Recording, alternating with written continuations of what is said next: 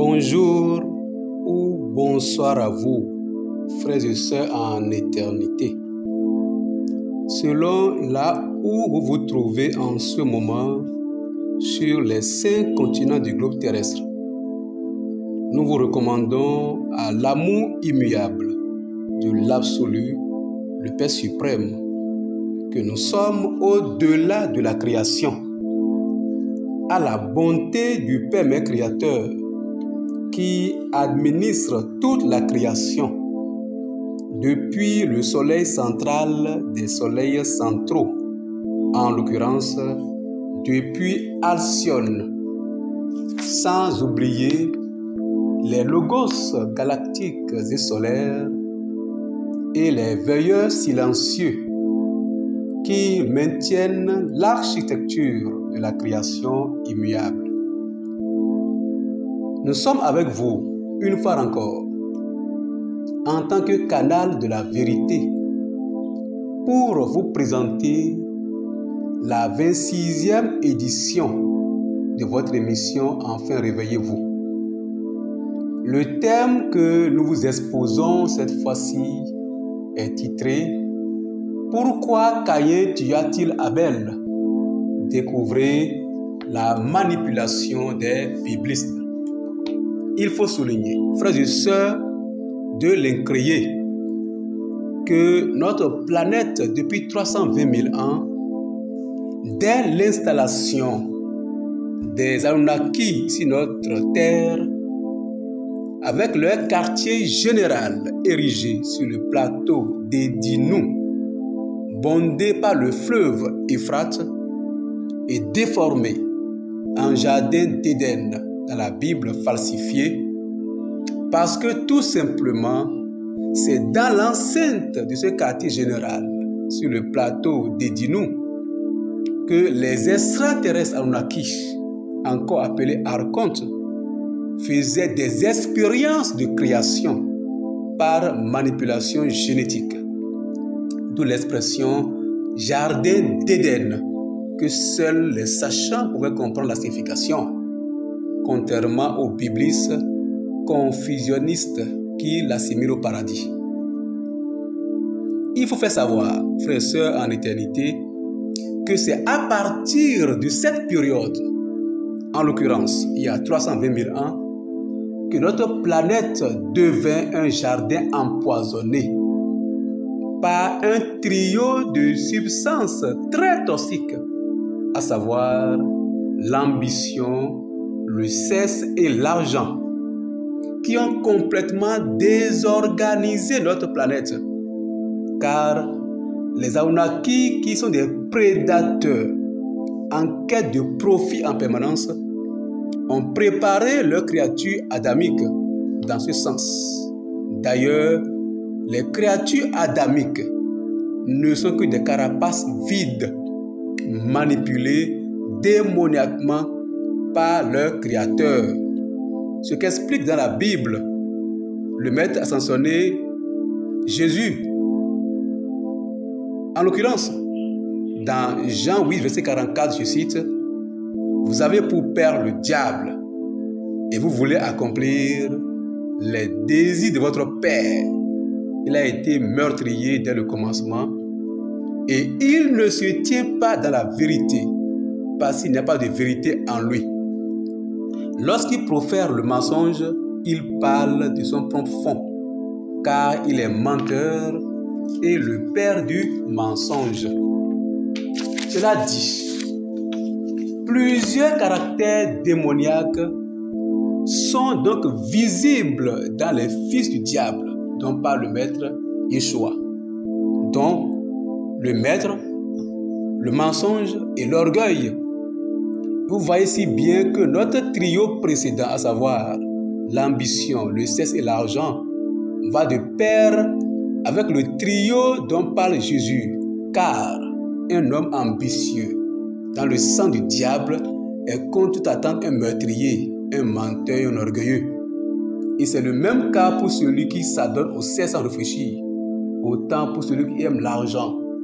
À l'instar de ce que nous lisons dans 1 Timothée 6, verset 10, je cite, « Car l'amour de l'argent est une racine de tous les maux, et quelques-uns, en étant possédés, se sont égarés loin de la foi et se sont jetés eux-mêmes dans bien des tourments.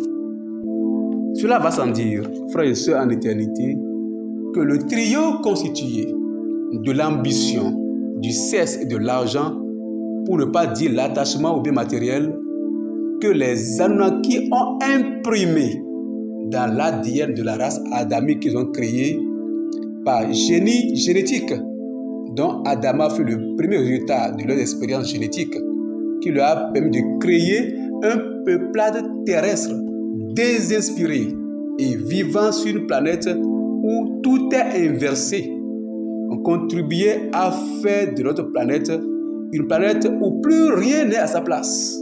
En un mot, la Terre est depuis lors devenue une planète sur laquelle la vertu a déserté le forum, une planète sur laquelle la grande majorité des Homo sapiens préfèrent s'accommoder aux mensonges dans tous les domaines de leur vie. Le décor étant planté, frères et sœurs en humanité, allons alors dans la Bible pour mieux comprendre la raison pour laquelle Caïn tua Abel. La réponse à une telle préoccupation est très claire, à la lumière de la Bible falsifiée par Jérôme de Dalmatie.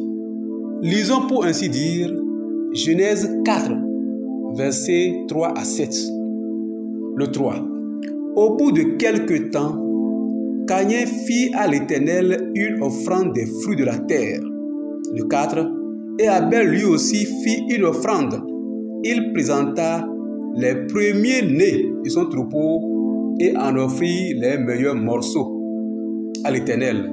L'Éternel porta un regard favorable sur Abel et sur son offrande, mais il ne portait pas un regard favorable sur Caïn et son offrande. Caïn fut très irrité et son visage fut abattu. Verset 6.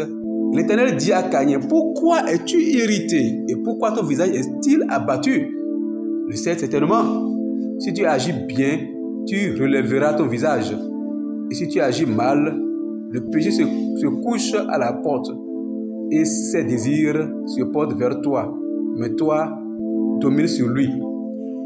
Une lecture attentive de ce passage de Genèse, frères et sœurs en humanité, montre combien de fois ce document qu'on appelle la Bible fut profondément falsifié. Vous voyez si bien la sanguinité de ce Dieu qui aime les offrandes de sang, ce qui n'a rien à voir avec le vrai Dieu, Père mes créateur, qui est amour et qui n'a besoin d'un quelconque sang animal pour apprécier ses fils ou pour les pardonner. Mais le plus important de tout cela, nous notons sans beaucoup réfléchir que c'est la jalousie, la cause non seulement de la nervosité de Caïn, et c'est ce qui l'a conduit finalement au crime. Mais quelle est la cause de cette jalousie meurtrière? La lecture de l'épître de Jean, chapitre 3, le verset 10 à 12, nous montre une fois encore ce qu'il en est. Je cite 1 Jean 3, verset 10 à 13. Verset 10. C'est par là que se font reconnaître les enfants de Dieu et les enfants du diable. Quiconque ne pratique pas la justice n'est pas de Dieu, non plus celui qui n'aime pas son frère. Verset 11. Car ce qui vous a été annoncé et ce que vous avez entendu au commencement, c'est que nous devons nous aimer les uns les autres. Verset 12. Ne pas ressembler à Caïn qui était du malin et qui tua son frère. Et pourquoi le tua-t-il? Parce que ses œuvres étaient mauvaises et que celles de son frère étaient justes. Et 13. Ne vous étonnez pas, frères, si le monde vous hait.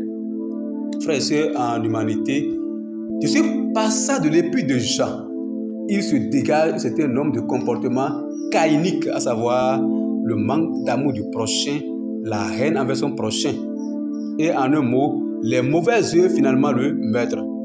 Nous voyons également que Caïn est caractérisé par des comportements anti-Dieu et Abel est de son côté caractérisé par des comportements qui glorifient Dieu. Jean ne va pas lésiner cependant ces mots. pour dire que Caïn est un fils du diable, ce que prouve ce comportement d'injustice, de haine, voire de contre nature. Enfin, ce qui est important à retenir, c'est que les fils de Dieu se distinguent des fils du diable, pour la simple raison que les fils du diable nourrissent une haine sans merci envers les fils de Dieu et sont prêts à les tuer. Tout ce qui précède, qui sont alors les fils du diable sur la terre? Fils du diable appelé Caïn. Et qui sont les fils de Dieu dont les œuvres lui sont agréables? Et pourquoi Caïn tua-t-il Abel selon la Bible falsifiée? Il est clair que les deux types d'Homo sapiens sapiens que sont les Caïn, fils du diable, et les Abel, fils de Dieu, n'ont pas une même origine. C'est ce que vient renchérir Psaume 82, verset 5 à 7, je cite. Verset 5. Ils n'ont ni intelligence, ils marchent dans les ténèbres. Tous les fondements de la terre sont ébranlés. J'avais dit, vous êtes des dieux, vous êtes tous des fils du Très-Haut. Verset 7. Cependant, vous mourrez comme des hommes, vous tomberez comme un prince quelconque. Frères et sœurs en humanité, ce passage que nous connaissons bien, pour l'avoir déjà lu dans d'autres occasions, prouve à suffisance que les Abel sont des êtres divins, alors que les Caïns sont des êtres qui n'ont ni savoir divin, ni intelligence divine, et sont créés pour marcher dans toute leur vie dans les ténèbres, car ils n'ont aucune éternité en eux, contrairement aux Abel. Aussi, ce passage nous montre-t-il l'existence d'une guerre énergétique entre les Caïns et les Abel. Et cette guerre a transformé les Abel en des entités mortelles, alors que ceux-ci sont des êtres au préalable non mortels. Cela dit, si nous savons déjà que les Caïns, ces entités non divines et mortelles, alors que les Abel, ces entités divines et immortelles au préalable, que pouvons-nous alors retenir de l'histoire de ces deux types d'Homo sapiens sapiens? Et pourquoi l'un a tué l'autre ou ne cherche qu'à rendre mortel l'autre? Comme nous le savons depuis toujours, frères et sœurs en humanité, les Caïns sont dans le prolongement de la race adamique créée par génie génétique dans le jardin d'Éden il y a 320 000 ans. Ce sont donc des Homo sapiens sapiens dont Adama fut la première expression qu'a créée à partir de l'ADN d'un Homo sapiens que les Anunnaki ont fait développer comme bébé éprouvette dans le ventre d'une femme Anunnaki, puis Ève et d'autres obtenus à partir de l'ADN de Adama et ainsi de suite. Quant aux Abel, il faut reconnaître que leur origine divine s'explique par le fait qu'ils sont des êtres holographiques. En effet, en tant que des hologrammes, les Abel sont une expansion de l'incréé ou l'absolu, qui ont accepté volontairement de participer à la création. Dès lors, ils constituent une fragmentation de l'absolu, l'incréé, notre Père suprême. Chaque Abel est donc une étincelle divine se propageant au niveau de toutes les dimensions, ce qui fait d'eux des êtres multidimensionnels, chaque dimension pouvant être prise comme une fréquence. Cela dit, les Abel présents sur Terre sont donc le prolongement de l'étincelle divine sur Terre, présent sur la fréquence Terre et qui a incorporé un corps physique d'Homo sapiens sapiens. Étant dans un corps physique, le Dieu incarné qu'est un Abel est donc confronté à la vibration de la Terre qui le bloque dans cette dimension falsifiée. Il faut donc à chaque Abel de surmonter tous les obstacles vibratoires pour un jour repartir dans la conscience pour l'incréé. C'est pourquoi chaque fois qu'un Abel utilise mal son corps, qui est le véhicule du prolongement de sa lumière divine qui s'est projetée depuis la source jusqu'à la planète Terre, il perd ce corps par le phénomène de la mort et il se donne un autre corps et ainsi de suite jusqu'à sa libération. Chers frères et sœurs en esprit, le rôle des Caïens, les Homo sapiens originels, sans aucune présence divine, car disposant juste d'un corps et d'une âme animale, consiste à empêcher par tous les moyens les Abel de se libérer de leur prison terrestre. C'est pourquoi Caïn tua Abel va au-delà d'une mort physique incomprise dans la Bible falsifiée. Il faut reconnaître que les grandes âmes que constituent les Abel et qui vivaient autrefois sur d'autres planètes avant de s'incarner sur Terre ont toujours été la proie des Homo sapiens créés par manipulation génétique sur Terre depuis 320 000 ans.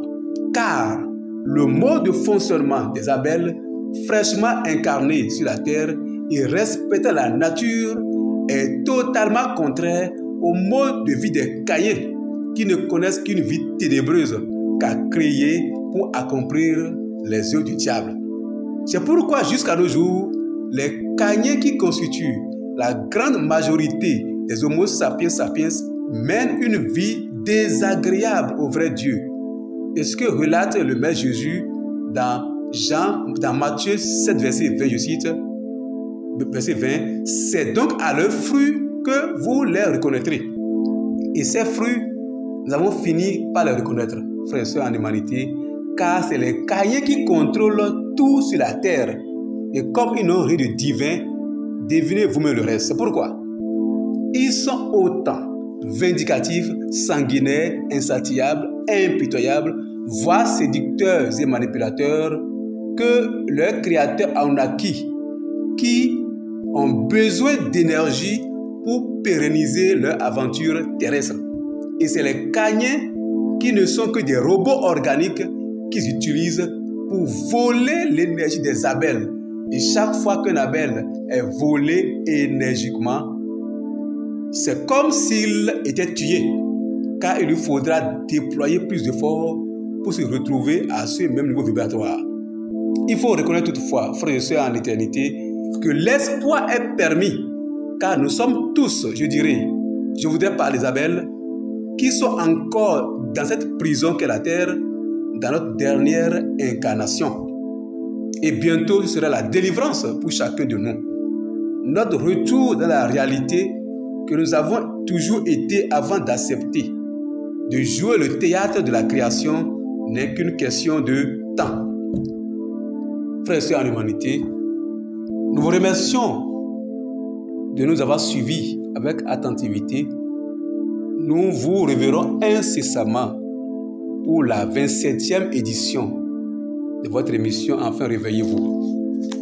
Que l'énergie miroir liquide soit déversée chacun de vous. Amen. Merci beaucoup.